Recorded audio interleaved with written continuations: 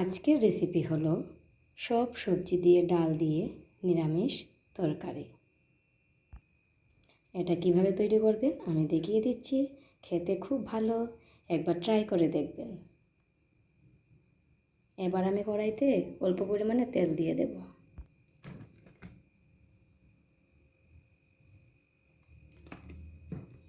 তার মধ্যে শুকনো লঙ্কা অ্যাড করব।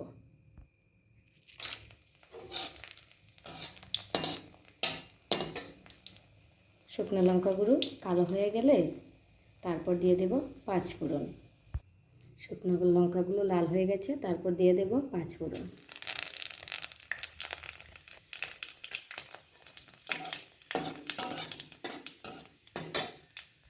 এখানে 1 কাপ পরিমাণ মুসুর ডাল আছে। এই মুসুর ডালগুলো ফোড়নের মধ্যে দিয়ে দেব।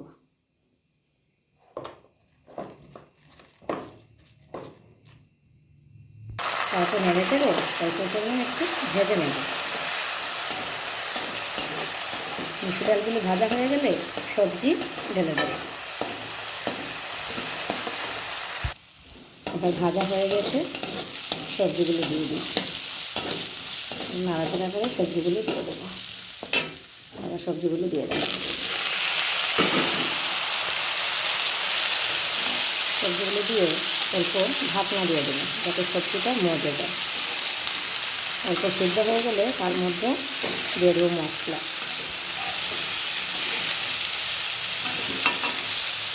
যারা মুসুর ডাল খান না তারা মুগ ডাল দিয়ে এই রেসিপি ট্রাই করতে পারেন, খেতে ভালো লাগবে। এবার ঢেকে দেব, 5 মিনিট ঢেকে দেবো। 5 মিনিট হয়ে গিয়েছে, অল্প সবজিগুলি সিদ্ধ হয়েছে।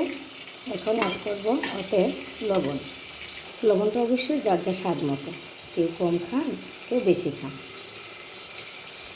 তারপর নেড়ে ছেড়ে আবার ঢাকনা দিয়ে ঘুরে দেবো আরও 5 মিনিট। ওতে ভালোভাবে সিদ্ধ হয়ে যাবে। এখন দিয়ে দেবো অল্প পরিমাণে হলুদ, দিয়ে দেবো।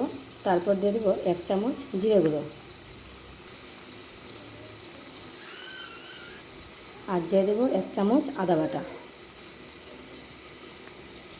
অল্প নেড়ে চেড়ে তারপর এর মধ্যে অল্প পরিমাণে জল অ্যাড করবো যাতে সবজিটা বেশি শুকনো না হয়, মোটামুটি একটু একটু রসা রসা থাকবে, খেতে ভালো লাগবে।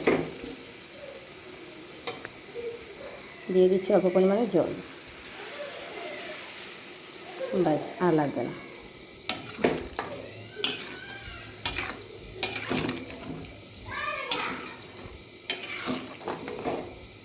এখন আর রাখতে হবে না, এখন হয়ে যাবে নিরামিষ তরকারি। যারা নিরামিষ খেতে ভালোবাসেন ডাল দিয়ে খেতে খুব ভালো লাগবে, খেয়ে দেখবেন। যারা মুগ ডাল ভালোবাসেন তারা মুগ ডাল অ্যাড করতে পারবেন। আর যাদের গ্যাস হয় মুগ ডাল খেলে, মুসুর ডাল খেলে ভালো, তার জন্য মুসুর ডাল দিয়ে খাওয়াই ভালো, খেয়ে দেখবেন ভালো লাগবে। হয়ে গেল ডাল দিয়ে নিরামিষ সবজি। যারা ভালোবাসে তারা অবশ্যই ট্রাই করে দেখতে পারেন। আমার কিচেনে যদি